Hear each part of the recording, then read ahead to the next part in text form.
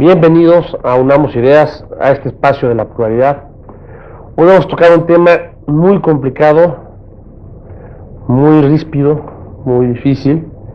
Un tema de estos que están en boga, sobre todo, más que con nosotros, con todas las películas de Estados Unidos que se han hecho, desde El robo del jurado hasta Bowling for Columbine y todo este tipo de películas, de lo que es el derecho de la posesión y portación de armas de fuego. Es un tema muy complicado, es un tema que se encuentra en las constituciones modernas, antiguas, muy en la Constitución americana, the right to bear arms, que le llaman, y nuestra Constitución en el artículo 10. Pero es de estos temas que no diría que tan fuerte como el aborto, de polarizado de dos puntos de vista, de casi golpearse, pero sí casi hay un grupo de personas que creen que si no existían las armas en el mundo no habría guerras, las armas de fuego, o no habría homicidios, o no habría, que bueno, pues eso no suena muy lógico. Como platicábamos antes de empezar el programa, quien quiera hacer daño va a hacer daño, ¿no? Tuvimos el ejemplo muy triste del maratón de Boston. Pues no necesito una ametralladora, ni necesito ser un sniper, ni necesito tener pues agarró y pues una bomba en la meta, ¿no? Así es. Pues Caín mató a Abel con una quijada de un burro, de que era, sí.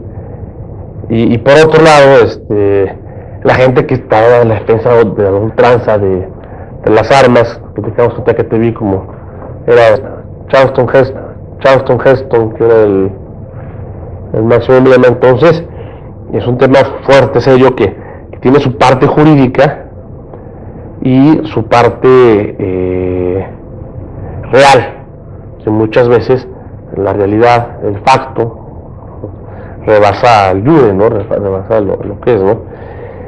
Y para hablar del tema tenemos a tres invitados: a Manuel Pérez Gómez, que es un buen amigo y conocido, que está en la ADA 10, que ahorita nos va a explicar qué es. Tenemos a un compañero investigador jurídico de nuestro Instituto de Jurídicas de nuestra Universidad Nacional Autónoma de México, que es el doctor Ernesto Villanueva, que también tiene un doctorado por la Universidad de Navarra, la Universidad del Opus Dei, buenos educadores, gente seria, con un poquito de tendencia en algunos aspectos, pero gente seria.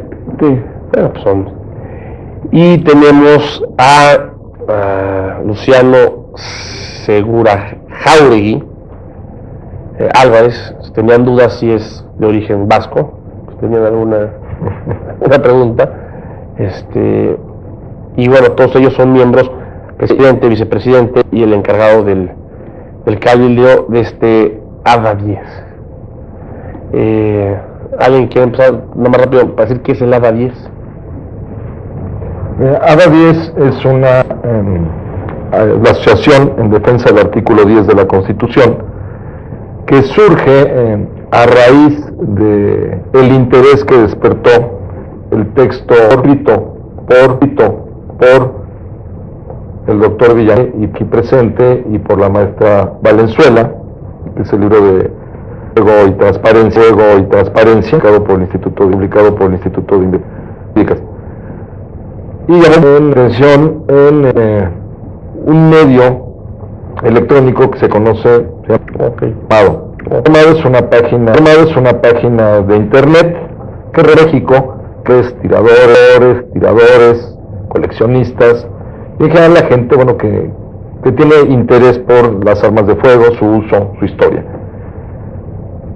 Entre la gente del Foro de México Armado, del cual formó parte de la administración, y estos investigadores del Instituto de Investigaciones Jurídicas de la UNAM, es que se da forma a esta asociación en defensa del artículo 10 de la Constitución. Hace ya, los primeros trabajos los empezamos a hacer hace ya un año, y bueno, estamos trabajando en conjunto con las federaciones de tiro y caza en México y con grupos a esto. Ok, de la historia de el derecho a portar armas. Mira, de entrada hay que señalar que en México, desde nuestra Constitución, desde 1857 y desde antes, México tiene, o los mexicanos tenemos el derecho de posesión de armas para nuestra legítima defensa y seguridad, para la defensa de nuestra integridad, de nuestro patrimonio, de nuestra vida y de la de los nuestros, ¿no? Por supuesto.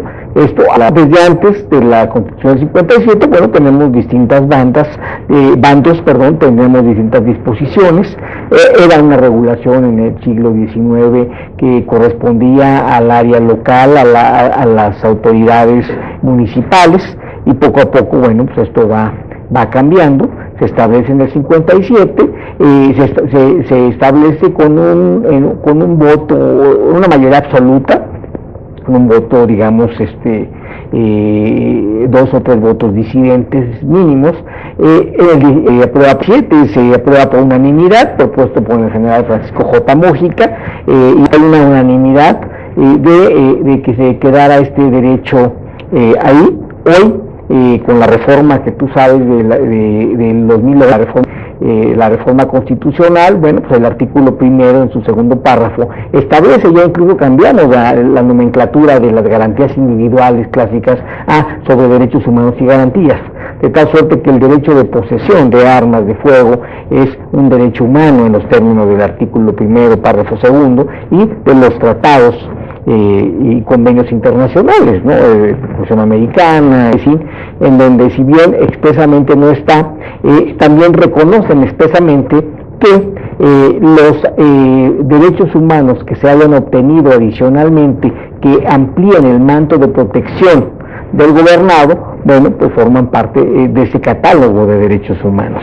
Entonces, lo que se está haciendo con defensa, y pues una defensa, y por supuesto, del legítimo uso, por supuesto, del uso apegado a la Constitución, del uso apegado a la ley, aunque ahí platicaremos unas diferencias entre la ley reglamentaria y la Constitución, y peor aún en el reglamento, que es una poesía jurídica que separa mucho de lo que es la ley, la realidad y por supuesto la Constitución. ¿Qué quieres comentar? Bueno, esto surge obviamente por necesidades del pueblo. O sea, lo que está diciendo el doctor Villanueva, estos bandos que parten desde el 1810-12 a raíz de los movimientos armados que se dio, la gente expresa la necesidad de tener seguridad para su vida, sus posesiones, su familia y demás, ¿no? Entonces la autoridad comienza a dar facilidad precisamente para poder tener al menos una cohesión de todos los... Y ya se ratifica en el 57, ¿no? Y de ahí pues, ha partido hasta la fecha actual. Aquí lo que valdría mucho la pena es ver constituyente tanto del 57 como del 17, para ver cómo estamos actualmente. Sí, el problema de las armas de fuego en ese tema, ustedes son los expertos, pues es que el Estado ahorita, no, pero antes menos, pues no puede estar en todos lados. Entonces, bueno, pues tú tienes un arma para defenderte de la gente que vive pues, en un rancho, en una granja, en poblaciones pues, escondidas. Tiene que estar preparada para defenderse, ¿no? No sé. Claro, y más ahora todavía, porque si bien efectivamente en el ámbito rural, en el ámbito fuera de las ciudades, había ya desde una definición legal de las guardias rurales, incluso la defensa clara de armas de determinado calibre para su defensa. Hoy en día vemos también que el Estado mexicano ha ido perdiendo el control, que es lo más grave. La razón del Estado las actividades clásicas, surge por dos razones: para garantizar la seguridad de los gobernados, para que puedan ejercer su libertad y puedan ejercer cualquier proyecto en el ámbito, en el marco. Si no tiene seguridad, no puede haber industria, no puede haber educación, no puede haber convivencia, no puede haber nada. Y entonces, ¿para qué queremos un Estado si no tiene seguridad? Esa es la razón. Y todas las teorías contractualistas de Locke, Hobbes, Rousseau, las que tú quieras. Cuando hoy vemos un Estado reorganizado por una delincuencia, y eso no es una hipótesis mía, sino tenemos estudios empíricos, tenemos más de la mitad del territorio que tiene una incidencia importante, grupos del crimen organizado, en donde ellos sí tienen armas, en donde ellos tienen experiencia, tienen conocimiento, tienen educación, y la policía en muchas de las ocasiones está involucrada con datos empíricos, incluso elementos del ejército en actos delictivos. Y entonces aquí se convierte esto en un efecto paradójico.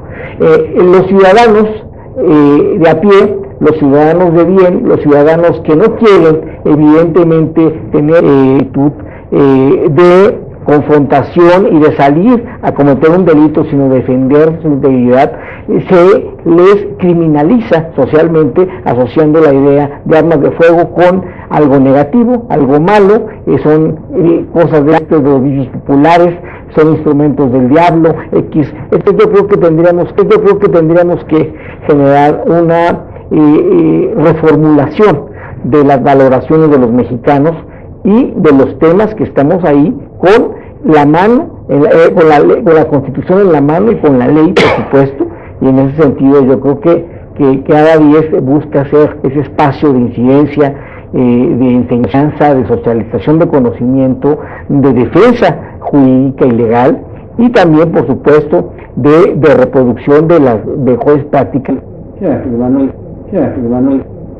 La percepción de la ciudadanía fuera de paz y de tranquilidad y de seguridad no tendría necesidad de estar comprando armas de manera legal o ilegal. O sea, si eso ocurre en nuestro país es por múltiples razones de esa percepción.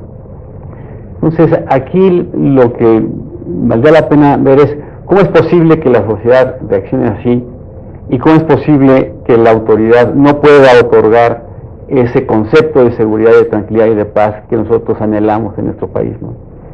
Y en la medida en que eso se pueda ir desmenuzando, se pueda comprender por qué la gente hace o quiere hacer valer lo que ampara el artículo 10 constitucional, y no ponerlo como un tabú o como un tema prohibido, negativo o malo. Claro, como estamos comentando al comenzar el programa, todo depende del educativo que pueda tener la gente, ¿no? O sea, no se le puede dar un instrumento que está diseñado, ¿sabes? Y va a incluir que sea irresponsable en el manejo de la misma. Entonces debe de existir la normatividad apropiada para que una persona pueda tener ese derecho que ampara el 10. Ok. Vamos a ir a nuestro primer corte y regresamos a Unamos Ideas, portación de armas de fuego.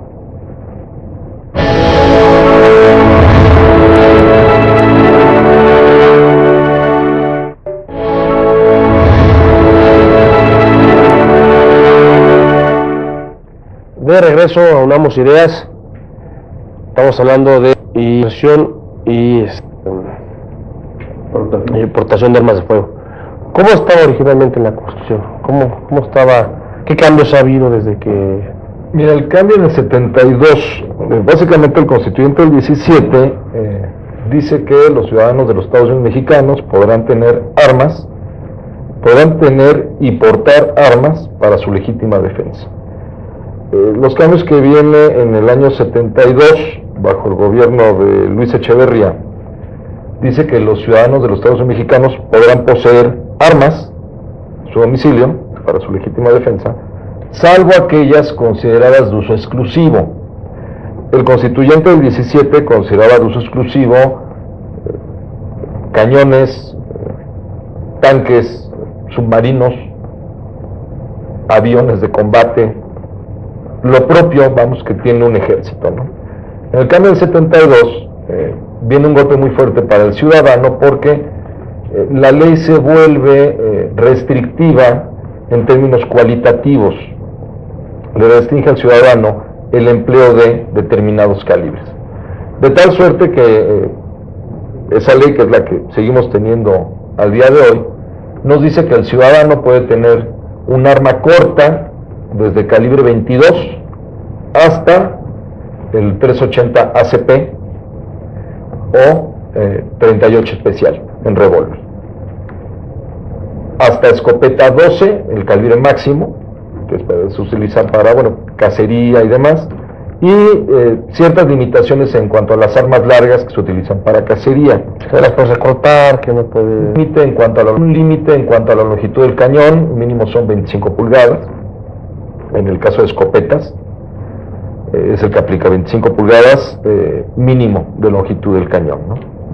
Entonces vienen ahí ciertas regulaciones, viene una ley, la del 72, una ley que la persona que sabe un poco de armas, al principio, luego se ríe y luego se frustra. ¿Por qué? Porque es una ley incluso que está mal redactada.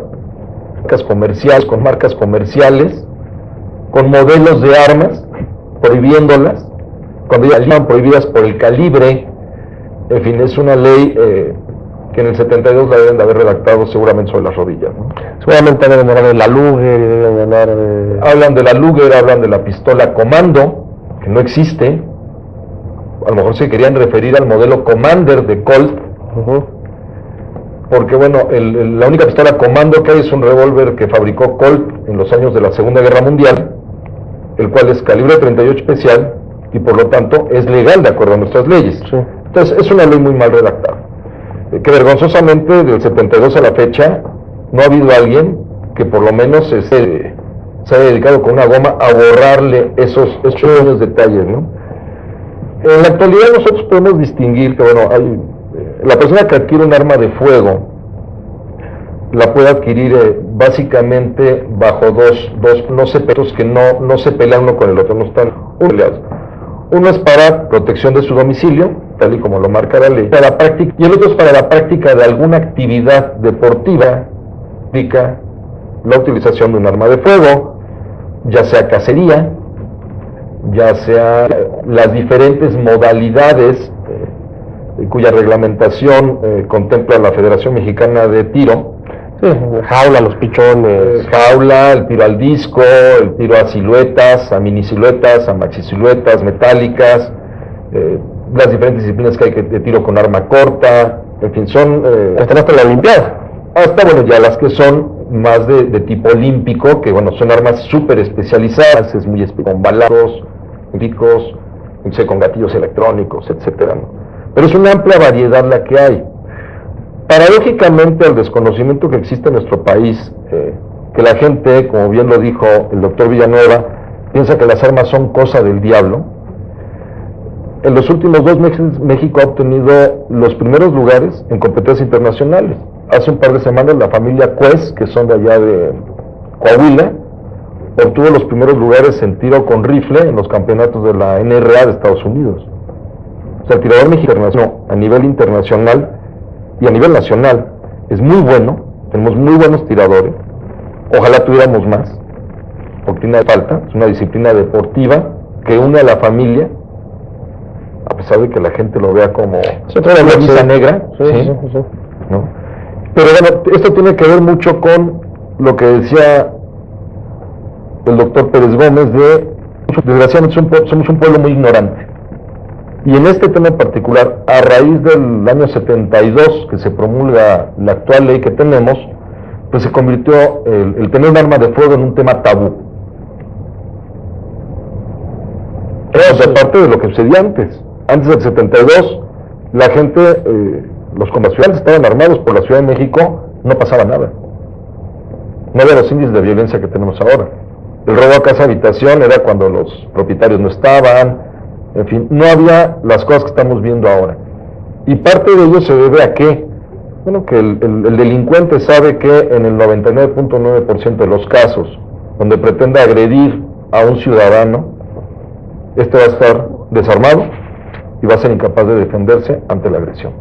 La gente que tiene armas en su casa las tiene escondidas porque son prohibidas, claro, las tiene en la caja fuerte, pues no, Así te es. van a saltar, ¿de qué te sirve tiras en la caja fuerte? Sí, ¿no? o el arma que compraron hace 2 de manera legal, o la compraron hace 40 años, heredada, y que está agarrada en el cajón de los calzones, ¿no? Y que no saben además nadie de la familia cómo se usa.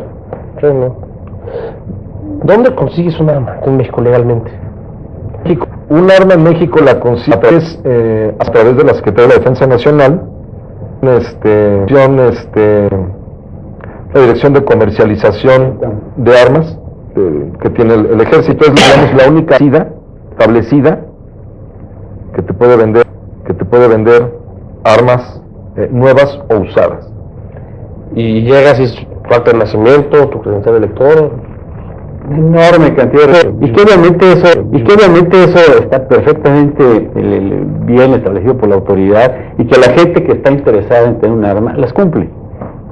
Entonces el asunto es que no está estipulado en ninguna parte de la Constitución, de la ley o del reglamento la cantidad de armas que una persona pueda poseer o tener, y sin embargo cada vez se acota más ese derecho, ¿no?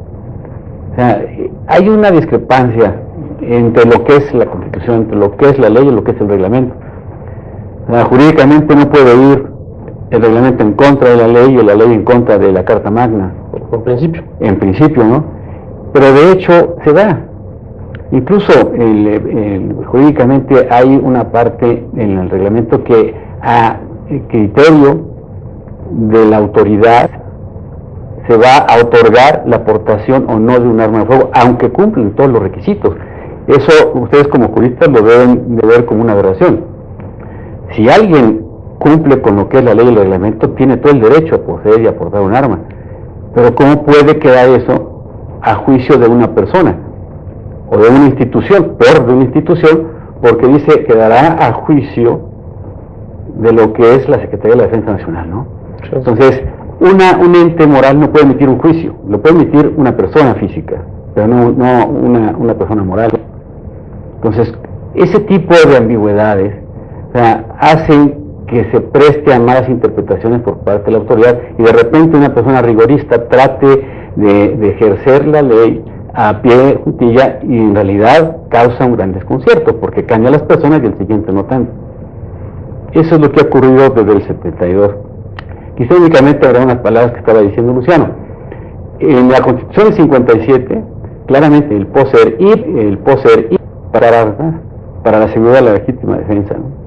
Cambia eso en el 17, dice que no se puede poseer armas en la casa, en el domicilio. Y eso porque gran cantidad, por ejemplo, de la delincuencia se ejerce en la calle o se ejerce en los lugares de trabajo. Si una persona no puede tener para defenderse en su persona o adentro de su vehículo o donde sea, queda indefensa, y eso es lo que los delincuentes han aprovechado. Sí, bueno, el robo de vehículos. Eso es importante señalar, que efectivamente habla de domicilio, y como tú bien sabes, domicilio equívocamente lo asocia con la casa, y sabemos que domicilio es algo más. Domicilio puede ser mi negocio, puede ser mi auto, puede ser auto de mi domicilio. Es decir, es un concepto mucho más amplio que restringirlo con lo que socialmente se entiende por la casa. Entonces ha habido notificaciones donde te encuentres. Por supuesto, tesis jurisprudenciales firmes y claras, y de esto, obviamente, esto, por supuesto, lo que se busca es ahí una concepción, digamos, muy conceptos jurídicos. Digamos que la parte del registro no tiene finalmente mayores problemas, es decir, si independientemente tú hablabas de la posibilidad de que sin que tú tengas que dar cuenta a la autoridad de dónde la compraste, simplemente llevas un arma, siempre y cuando obviamente no sea de un dispositivo de ejército, lo que ya señalaba muy bien Luciano. Oiga, pues el 38 ya revólver es una superpistola. Es un buen calibre defensivo, sí, pero bueno, imitados, por ejemplo, en revólver, un calibre que es excelente como arma defensiva es el 357 Magnum. Sí, bueno. Es un calibre, pero el 357 Magnum es un 38 especial con esteroides. Sí. Lo que pasa es que de pronto nos asustamos, decimos, oh, el Magnum, No, el Clint Eastwood. ¿sí? De repente vemos mucho cine, ¿no? Es un arma defensiva que es excelente, tiene en pruebas balísticas el 90 y tantos % de efectividad al primer disparo. No se encasquilla. No se encasquilla, es una arma que es excelente. Otra que es excelente, que le sigue al 357 Magnum, es el 45 ACP, que a partir del 72 los convirtieron en calibres de uso exclusivo. Yo todavía no conozco un oficial de las Fuerzas Armadas de este país que porte revólver. Sí, los que traen dos, traen sus escuadras y sus revólveres. Aquí el problema es que todavía es grave, porque esto se da que tenemos un problema de que si te autorizan armas con calibres que ya lo señala Luciano, son, digamos, carecen la protección del bien jurídico protegido, que es finalmente la integridad personal y tu patrimonio. ¿Y cuál es la capacidad de contención? Evidentemente, cuando se trata de delincuentes, son gente que conoce, que está preparada, que va dispuesta a todo. Y obviamente, digamos dos que traen una Magnum, que traen sin duda, o que traen una AK-47 o una R-15, en fin, ya si nos vamos a armas largas, ¿no? Pero el problema tenemos en dos sentidos. Uno, que no tenemos, que es absurdo, que no hay en México, si bien tengo el derecho de poseer. ¿Y qué sucede con dónde me capacito? ¿Dónde me entreno? ¿En qué escuela voy a tocar la puerta para que me digan, oiga, escuelas de artes marciales hay muchas, de inglés, de matemáticas, de lo que tú quieras? Pero ¿dónde me voy a capacitar? Pues no hay. Ahí arréglatelas como puedas, pero los delincuentes, no, eso sí, por supuesto, por los delincuentes, pásale. ¿En el ejército toda la posibilidad? No. Necesitas tener un amigo, necesitas que te invite. No, hay clubes de tiro, existen los clubes de tiro, que esto, bueno, es algo que de pronto la mayoría de la gente desconoce, precisamente por ese tabú que existen. Piensan, pueden tener arma, desconocen el artículo 10. Hay clubes de tiro, hay asociaciones de cazadores, etcétera. La cuestión es que si tú compras un arma para protección de tu domicilio, porque tu único interés es tenerla para protección de domicilio, la tranquilidad que te puede dar tener el arma, si te quieres capacitar en su uso, tienes entonces ahora que federarte, convertirte en tirador, pagar una cuota de un club, los exámenes psicológicos, toxicológicos que te piden para que el club tramite ante la Secretaría de la Defensa el permiso extraordinario de transportación de arma de fuego, y entonces tú puedas transitar de manera legal con tu arma descargada en tu vehículo y en estuche hasta el campo de tiro para que realices las prácticas que vas a hacer. Te regreses a tu casa con el arma desabastecida y guardada, llegues, la coloques en tu casa donde a ti te gusta, ¿no? Entonces le complicas al ciudadano de a pie, que dice, bueno, yo no quiero, ni me interesa hacer estos gastos onerosos, etcétera. Yo lo que me interesa es, bueno, compré esto, es lo que tengo, está registrado, todos los preceptos legales, quiero aprender a usarlo. Y a limpiarla y todo. Y a limpiarla y darle el mantenimiento, etcétera. Bueno, no existe en la ley, ¿sí?, una figura que ampare que el ciudadano pueda hacer esto. Entonces el ciudadano, ¿qué es lo que platicamos hace un momento? Bueno, el arma queda guardada ahí en un closet durante años, ocurren accidentes, ¿sí? O el día que la persona no tiene ni idea si se apunta hacia allá, hacia acá, cómo se carga, etcétera, no tuvo una capacitación, que es lo que dice Ernesto, ¿no? Pero en Estados Unidos, por ejemplo, si tú vas, incluso en estados, excepciones que hay, como Nueva York, pero tú vas, por ejemplo, a California, tú llegas a la tienda de armas, las posibilidades es facilísimo hacerlo, tienes varias hipótesis, incluso siendo extranjero, siempre y cuando digamos, te comprometes a salir del país. Hay clínicas de 72 horas, 24, y te enseñan ahí precisamente lo básico, lo que está señalando Luciano. Es decir, te venden todo, tienes todas las posibilidades de tener un arma para tu legítima defensa, con un entrenador certificado que te enseña cómo utilizarla, cómo limpiarla, cómo descargarla, cómo tener cuidados en la casa para evitar que los niños puedan tener acceso. Es decir, todo ese tipo de cosas que suenan lógicas, Resulta que en México no las tenemos, y eso es evidente que es obvio. Una computadora en cualquiera de las tiendas, bueno, pues me enseñan ellos y voy a repararlas y me enseñan y me dicen, pero resulta que aquí ese absurdo. En la ley resulta, imagínate tú, que siendo un derecho humano, resulta que la propia ley establece una disposición en la cual se busca desarmar a la población. Es como si yo protejo el derecho a la vida y hay una ley que dice, vamos a ver cómo privamos de la vida, hacer campañas de privación de la vida selectiva para limpieza racial, limpieza de lo que tú quieras, limpieza por sectores. Bueno, es un contrasentido, evidentemente es un absurdo, y yo creo que por eso, con lo de ADA 10, que estamos haciendo una suma de académicos, de investigadores, con expertos tiradores, con gente capacitada, con médicos, con Manuel, que son gente que conoce precisamente todo esto. Tenemos un equipo multidisciplinario que busca hacerlo en el marco de la Constitución y en el marco de la ley, y sobre todo ahora que estamos viviendo una situación peligrosa para el país.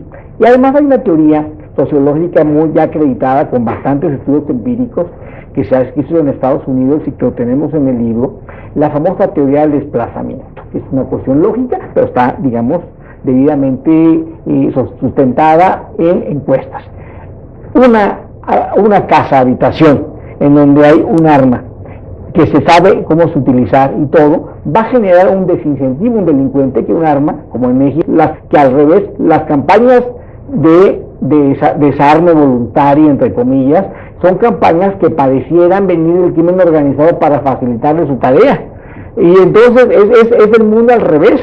Y esto, la teoría del desplazamiento te dice que a mayor menos delincuente, menores posibilidades hay de que vayas a ese lugar para poder cometer un delito. Te vas a un lugar, por supuesto, que tenga menos resistencias. Sí, digo, obviamente, aquí se ve diferente. Aquí vas por una casa que tiene rejas, que tiene electrificado el techo y que tiene un escudo de ADT o de una compañía de alarmas, pues te vas a la de seguridad psicológica, ¿eh? No, pues te vas a la de junto, que está, yo como ratero, sí, me voy a la de junto que no tiene nada, ¿no? Sí.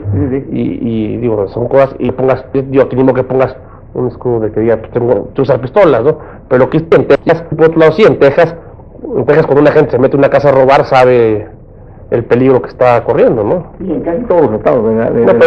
Particularmente en Texas, Arizona, Nuevo México. En Texas, a mí no se me olvida una vez que estaba con unos amigos jugando afuera de un súper en Texas, y se nos voló un balón en una casa, y yo que su papá, igual que ustedes tenía que ver con el tiro o algo, no, una casa. Pues soy un niño, voy poniendo, no, aquí te pueden dar un balazo en la casa. Pues ya toca el timbre y pide el balón, y es diferente, pero sí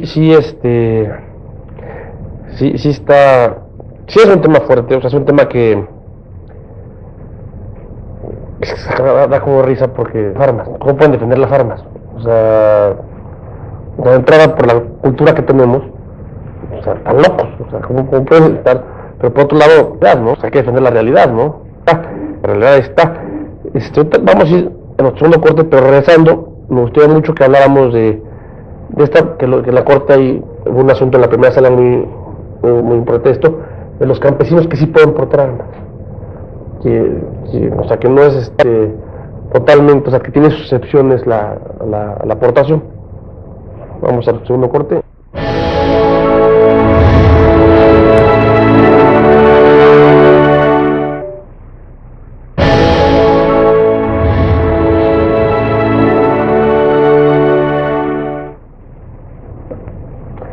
De regreso, estamos hablando de la aportación de armas y estamos hablando de los campesinos. ¿Por qué ellos pueden portar armas? ¿En qué ley está? Bueno, está en la Ley Federal de Armas de forma lógica, y tiene una razón lógica. Evidentemente, desde siempre el Estado no ha llegado, si las fuerzas del Estado, la seguridad del Estado, no ha llegado a todo el territorio nacional. Hay zonas importantes, sobre todo en esas áreas de los campesinos, en donde pues se admite efectivamente la portación de armas en esa zona para la defensa de su vida de su integridad y de su patrimonio. Es, digamos, una de las excepciones que se quedó ahí finalmente como resquicio del pasado. Incluso, bueno, existe la labura de lo que se llaman las guardias rurales, ¿no? Que todavía jurídicamente existen, ¿no? Que bueno, no, ya no tienen una funcionalidad práctica, pero existen como un reconocimiento a que son coadyuvantes finalmente, pues, de las fuerzas de este orden, ¿no? Esa es la lógica. Por el contrario, y eso tiene que ver, por ejemplo, es una aportación de armas. Te dice, bueno, te vamos a dar el arma, siempre la ley te dice, siempre y cuando expliques por qué la necesitas, cuál es tu riesgo inminente y potencial, y tienes, bueno, en un primer momento tendrías que tener una averiguación previa de amenazas, etcétera. Sin embargo, al margen de la ley, el reglamento y la Constitución, de pronto te dicen las respuestas, que esos son, de verdad, que es un absurdo jurídico, te dicen, aquí no te la podemos dar porque ahí está el Estado, y el Estado te debe asegurar, valga la redundancia, tu seguridad. Entonces decimos, por favor, o sea, esto es un absurdo y evidentemente no te la asegura, ¿no? Y eso lo sabemos todos. Entonces estamos hablando de una ficción jurídica y además legal e inconstitucional. Aparte, porque es un arma, porque vivo en Ciudad Victoria. ¿Sí? No, pero ya, en este caso te diría, no, ahí hay policía, ahí están las fuerzas del Estado, ¿no? Y te protegen muy bien. Por eso,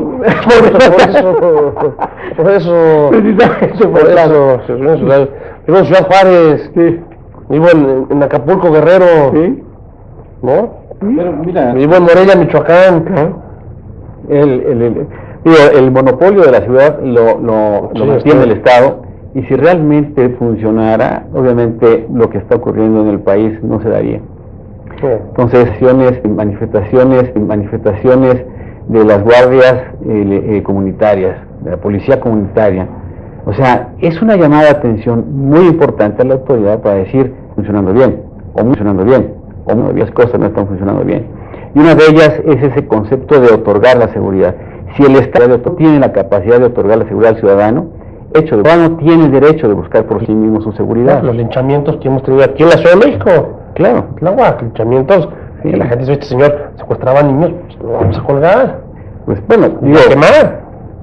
Digo, pues un fenómeno, ¿por qué? Porque varias veces que lo denunciamos y no está en la cárcel. No, pero es sociológico, ¿no? Oye, ¿qué pasa si tú tienes una de las no prohibidas, de las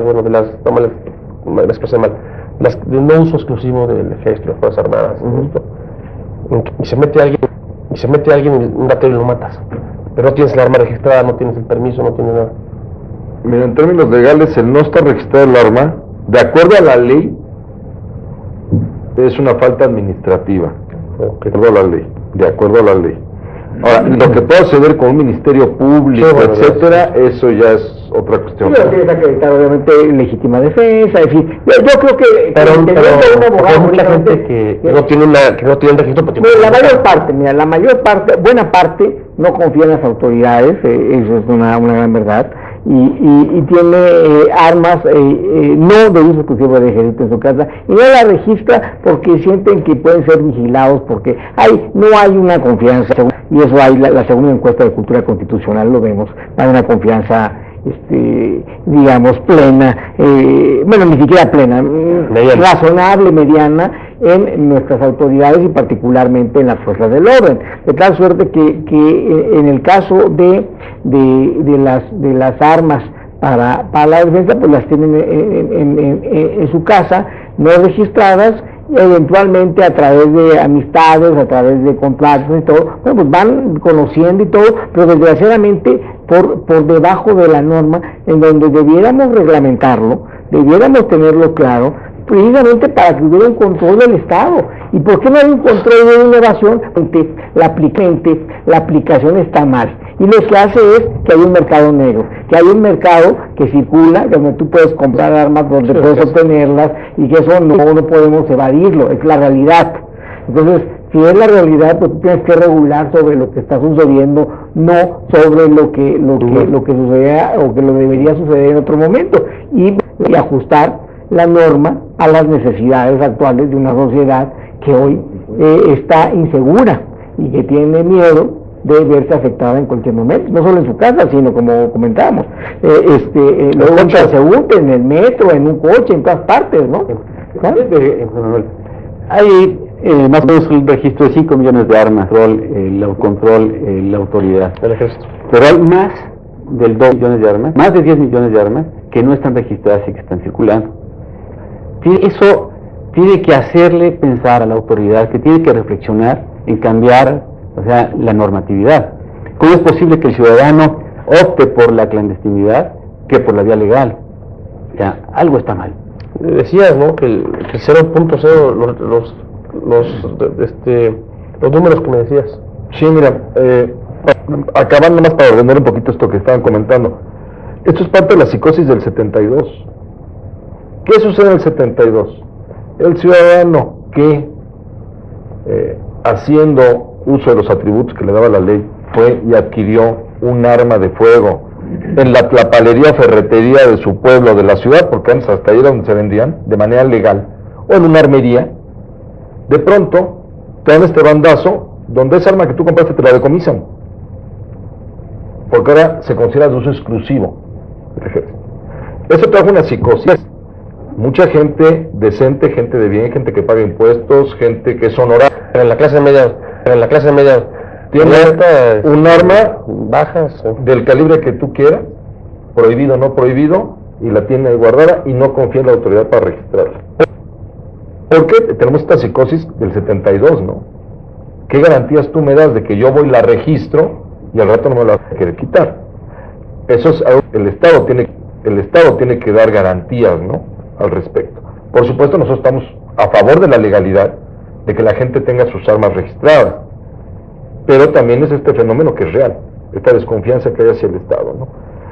Comentamos hace un momento, la gente de pronto se asusta con lo de las armas, esta cuestión de que alguien pueda aportar de manera legal un arma de fuego, y piensa que los índices de violencia se van a disparar de manera exponencial. Y les encanta ponernos de ejemplo estos hechos lamentables que han sucedido en Estados Unidos, como Columbine, etc. Yo quisiera que alguien me dijera el número de muertes que hay al año en Estados Unidos por culpa de un desquiciado con un arma de fuego, y que lo comparamos con el número de homicidios que tenemos en este país todos los años por los grupos delincuenciales, o como les quieran llamar. O sea, el problema no son las armas de fuego finalmente, es quien está detrás del arma de fuego.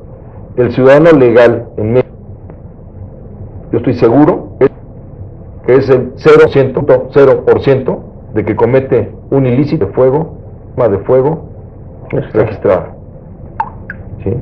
Entonces es realmente diferente las realidades de ambos países, que de pronto nos quieren comparar con los muchachos de Columbine o demás, ¿no?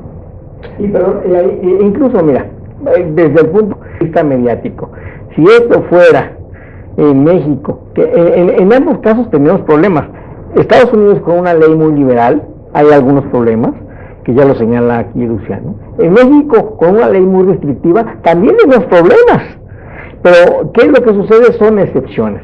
Tan excepciones que son nota. Si fueran todos los días, es decir, ahorita la nota es, no es que un perro muerda a una persona, sino si una persona muerde a un perro es la noticia, no al revés.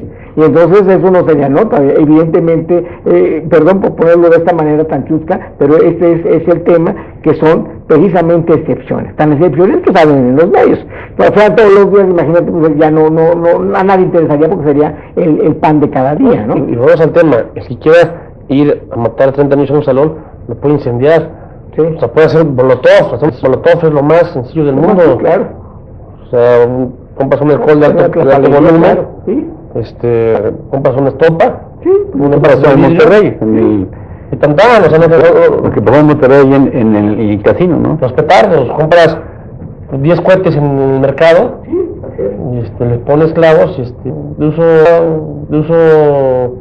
el que hace daño va a hacer daño, eso me queda claro, pero sí también suena difícil que la gente comprenda esto, ¿no? Ahora a mí me dice, no sé si todavía pase, que en Sonora Así era hace 5 años, o sea, antes hace 5 años todavía, 6 años, mercado, algún lugar, y que había letreros que decía prohibido entrar con animales y con armas de fuego.